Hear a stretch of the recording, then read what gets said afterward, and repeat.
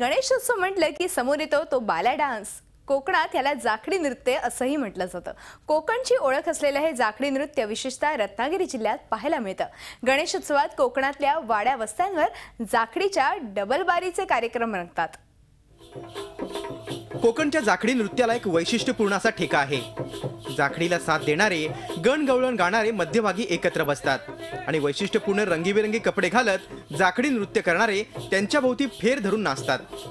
ढोलकीवर थाप पडताच पहिल्या कलावंताचा प्रवेश होतो।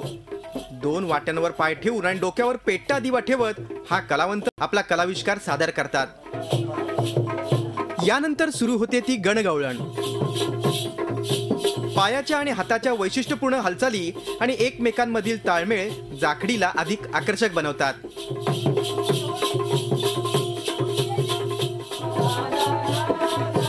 कोकणच्या ग्रामीण भागात जाखडी नृत्याची परंपरा जपणारी घराणी आहेत। त्यांचेही नियम आणि मान ठरलेले आहेत। हल्ली या गाण्यांना नव्या चित्रपटातील गाण्यांची चाल लावली जाते। संगीत नाच म्हणून होता, जे महान म्हातारे आमचे आहेत ना, ते संगीत नाच त्याचं हे जाखडीत नंतर रूपांतर झालं। आता यामध्ये जनजागृती गीतं असतात, परत गणगवळण असते। श्रावण महिना आला की आमची मुलं ही प्रॅक्टिस करतात, शाळा करून प्रॅक्टिस रात्रीची करतात आणि गणपतीच्या सणालाही प्रत्येक घरोघरी आम्ही कला सादर करतो। काळाच्या ओघात कोकणचा हा सांस्कृतिक ठेवा मागे पडतोय। नवी पिढी या लोककलेपासून दूर जाते। काही भागात ही लोककला जपण्यासाठी जाणीवपूर्वक प्रयत्न होत आहेत।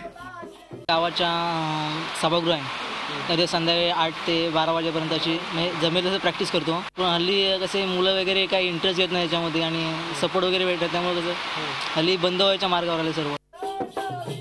गणेशोत्सवात रात्रीच्या वेळी आपण कोकणातील कोणत्याही गावात पोहोचलो तर जाखडीचा हा ठेका हमखास कानी पडतो। फेर धरून जाखडी नाचणाऱ्या कलावंतांभोवती अख्खा गाव जमा होऊन त्याचा आनंद घेत असतो। प्रणव पोळेकर, झी मीडिया, रत्नागिरी।